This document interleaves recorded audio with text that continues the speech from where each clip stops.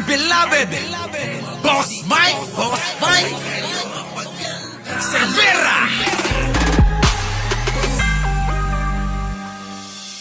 Pati ang nanay ni Vice Ganda na si Nanay Rosario Visceral ay nadamay na sa galit ng mga supporters ni dating Pangulong Rodrigo Duterte. May mga DDS na nagpahayag ng pagkadismaya kay Vice ang nambabash na rin ngayon sa nananahimik na ina nito dahil sa pambabastos umano kay Duterte.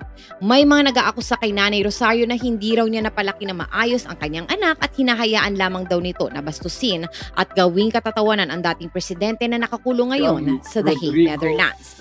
Hindi raw makatarungan ang ginawang pang-uokray ni Vice kay Duterte sa Super Divas concert nila ni Asia Songbird Regine Velasquez sa Araneta Coliseum noong August 8 at 9. Ang nangyari kasi sa isang production number, kumakanta si Regine ang chorus ng Hold My Hand ni Jess Cleans, ang sikat na background music ngayon na ginagamit sa TikTok para sa viral na Jet to Holiday. Kasunod dito, bigla na ngang umappear sa stage si Vice at ginawa itong Jet Ski Holiday.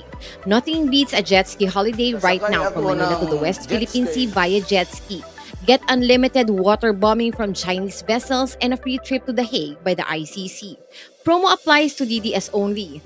Pink allowance and BBMs are prohibited. Huwag niyo akong subukan mga PI nyo. Ang hirit ni Vice na inalmahan na nga ng mga DDS pati na ang ina nito ay nadamay na.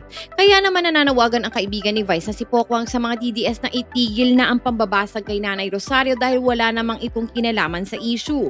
Sa pamamagitan ng ex o dating Twitter, nakiusap ang komedyana na huwag nang idamay ang nanay ni Vice sa kontrobersiya. Huwag naman po tayong ganyan. Kung may na-offend man sa joke ni Vice, huwag naman po idamay ang nanay kasi hindi naman artista o politiko ang kanyang ina. Tuloy pa niya, kaming mga artista at politiko ay tanggap namin na nababash kami kahit minsan masakit, huwag naman sana si Nanay Rosario please. Isang netizen ang sumagot sa kanya ng never forget na buong pagmamahal siya ginriti PRRD nung birthday at puro magagandang salita ang narinig na sa presidente na 80 years old. At yung Songbird na nasa status ng pang-international level, lumilevel sa pagkatsaka ni Vice Ganda. Sabi pa nito. Reply sa kanya ni Pokwang, I'm sure hindi naman malilimutan yan pero yung idamay natin ang nanay na hindi naman artista o politiko ay maling-mali po. Hindi naman si Nanay Rosario ang nagsulat ng script ni Meme o nag-utos sa kanya na ganoon ang i-joke niya.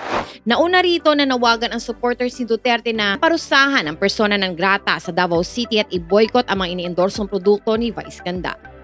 Sakit ng damit. Ako rin eh. Bakit kasi kumain tayo ng chocolate? Sakit sa ganito mo? Oo. Ako, sakit sa ganito mo.